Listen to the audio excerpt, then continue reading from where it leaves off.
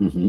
And many times people don't tell me what their actual budget is. They gloss over it. So I say, because I'm very upfront, I talk about costs usually within the first or second conversation.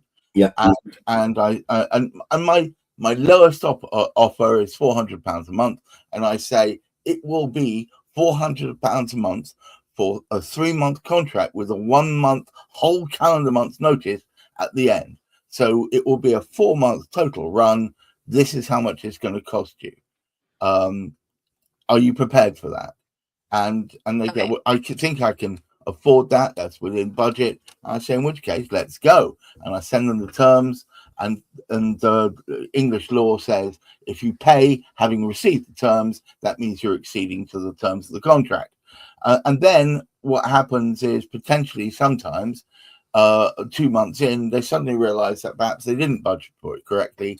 And that's when things get sticky. Worst of all, when it comes to the point of actually closing, which is what you're talking about, and you say you've done all this, and you've had the toing and froing, and you say, right, when's your start date? Well, I'm going to put it off for a month. Why are you putting it off? Because we're missing out on opportunity. Putting it off because I don't have the budget. We already discussed this. I know, but I didn't realize. Then the other thing is they don't realize there's a commitment from them. And because what I do is not put the money in, pull the handle, and out comes qualified leads and interaction and engagement. It's we need some level of direction from you, at least in the early days, because I see it as a series of concentric circles around an ideal that will get better and better and better and better at representing you. You need their input. They need to be able to contribute beyond just paying you to do it. And then they only realize this further down the line, and they either take the extreme examples, they ghost me because I'm asking them, we've created all this content for you, but you need to acknowledge it and tell me whether or not it's good to go. So web developers find that a lot when they're chasing their people for their clients for content. Right. So let's just bring Maya in just a little bit. Maya, when these deals fail late, so you get to the close, or in Garrett's case, obviously even after the close when he's in delivery, but when they fail at the close, how often do you think it is that the patterns match things that were perhaps visible or could be visible much earlier? Almost always. Almost always. Is that based on actual data, Maya, or is that your opinion? I'm interpreting it that way. People are often terrible at reading signals about their own buying readiness. It's not malice, it's self-deception. They want the outcome so badly, they convince themselves they're further along in the process than they are. Yeah. So they're not trying to deceive us as the seller. No, she's talking, Garrett, she's talking about the seller. It's deceiving themselves. You know, they're kind of like lost in their own hope. As I said earlier on, optimism replaces evidence, and it happens, from Maya's saying, almost always and very early on. You know, pipelines don't fill up with deals; they fill up with hope. And you know, most objections. This is what I'm understanding, Maya. Correct me if I'm wrong, but most objections were always there, just unspoken. And so those weak conversations early on are simply pushing the risk right to the end. Maya, what's your response? Okay, cool. Keep going. My response is spot on. You're exactly right. Those early conversations should be about qualification, not just getting polite smiles. Those unasked budget questions, the vague assurances, the constant delays, those aren't positive signs. They're red flags in disguise. And the longer you wait to deal with them, the more they pile up and explode at the worst possible moment. So we've got to ask those perhaps braver questions earlier on, and perhaps even earlier than might feel polite. But that's, to me, and that's why I do this objection handling masterclass. It's really, you've got to build the skills to be able to deal with that discomfort, that having to be brave early on. I mean, we call it qualification, and those qualifications, asking people about how much money they got, asking people about whether they're actually going to have the time to put into it that they need, early on. That's not always easy to do, is it? I mean, you might find it easier, Gareth, because your autism perhaps shields you from some of the sentimental. I've got no problem asking these questions. I do ask them. The problem is sometimes people give me the answers they think I want to hear rather than necessarily the truth. What do you say to that, Maya? That's your signal to dig deeper. That's great. You can afford it. What exactly does that budget look like? When can we actually start? Let's get a firm date on the calendar. Turn their vague answers into concrete commitments or expose truths. The problem I've got, and I'm sure a lot of people have, is until they either sign the dotted line or adhere to a contract approval, in my case, by paying the first invoice, I've got nothing to. I don't like this expression, but I've got nothing to beat them with. I've got no stick.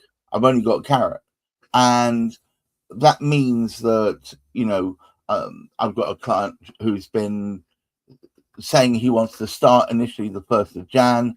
Now it's going to be the end of this coming Monday, and it just keeps getting pushed on and on and on. And I don't know when to say, hang on a moment, is this actually starting at all? That's it. That's a classic example. That's frustrating. So, I think that's that's like an extension of that wider problem, or the fact that happened to you despite you doing the qualification shows that even with good qualification, brave qualification, there's still no guarantees. But I think for the purposes of when I'm looking at pipelines and I'm seeing more hope than reality, and when business owners are reporting to me that the pipeline looks, I've got loads of stuff come on, there's loads of stuff that I'm quoting for, and then it doesn't pull off, and it's not that it just doesn't pull off ever, it's that it doesn't come off in the time frame that they're expecting. Right. People very often don't realize that it's wrong to say it's going to sell one day. You need to be measuring in a particular time period. Yeah, is it going to be closing when they said it was going to be closing? And a sign of that is that if you look in your pipelines, and if you have filled in that estimated close date, the deal date, if you were to, in answer to the question, if you were to do this, or when would it be? As Maya said, when that's another qualification question, an important one, a top 3 one, date. And those dates in the pipeline are all in the past. Yeah.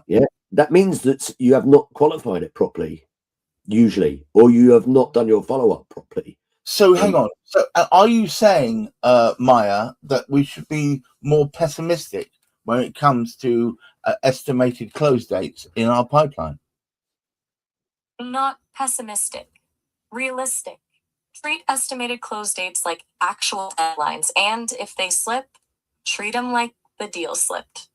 If deals are consistently overdue, that's valuable feedback on who you're spending your time and effort on. Yeah.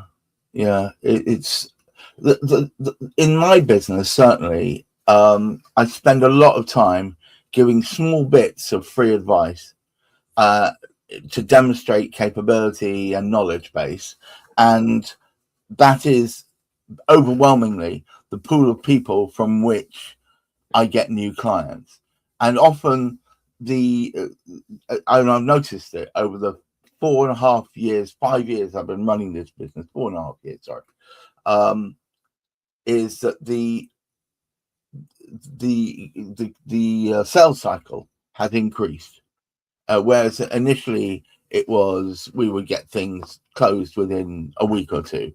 Now it's taking about a month to get the close, and I think it's down to overall reticence of people to change direction away from where they were going to where they need to be. And I don't know whether this is just with me or it's a universal, but I've certainly noticed it. And I think that's a lot to do with the increase of cynicism, which I've noticed as well. People are far more cynical about opportunity than they used to be. Remember when it used to say you could do this and you'll earn X amount really quickly, and people will go, yeah, I'll try it. Now it's I need evidence, I need proof, I need all sorts of things that they use, such tools such as trial.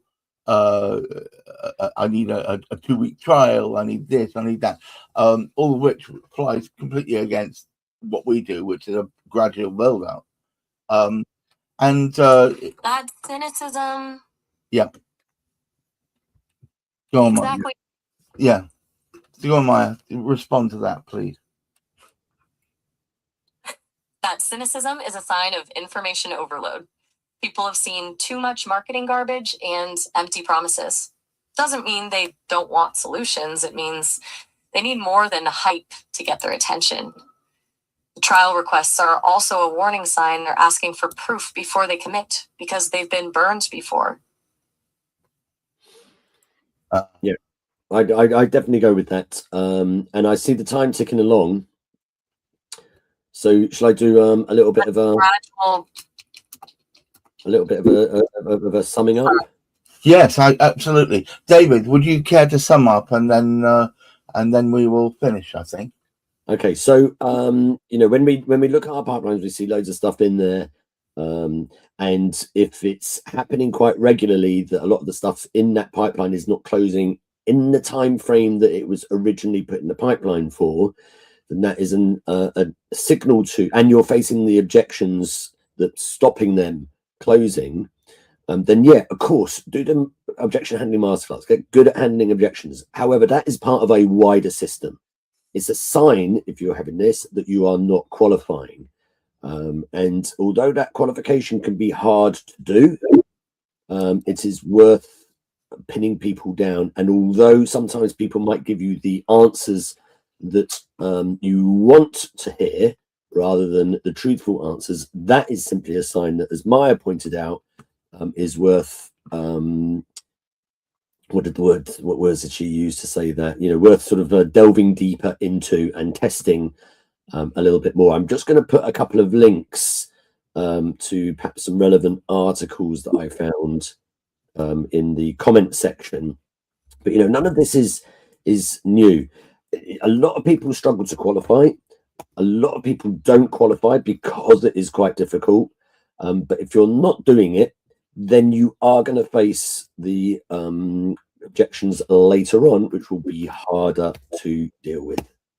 Maya, any last thoughts from you before we close up? I think we've nailed it. Yes. People are so afraid of cutting off potential deals that they tolerate signals that should kill them dead. Rigorous qualification doesn't have to be aggressive. It just needs to be honest. That date question is gold. If it's constantly slipping, the deal's either dead or not real. Well, thank you so much, Maya. I think we'll call it a day, and we look forward to speaking to you next week. Very good. Talking with you both. Ciao, ciao. Okay, and I'm just going to say thank you so much, David. What an excellent topic. And to all you out there, seeing you flood in and out a few times, I hope you found this useful. We do this weekly. We talk about topics which we hope will invigorate the way in which you deal with new business, with the way in which you deal with sales, and hopefully will mean that you end up with a pipeline that is real as opposed to part imaginary. So it's goodbye from him. And it's goodbye from me. Indeed. And until next week, keep your feet on the ground, keep reaching for the stars, and please try and look after that mental health. Bye-bye now.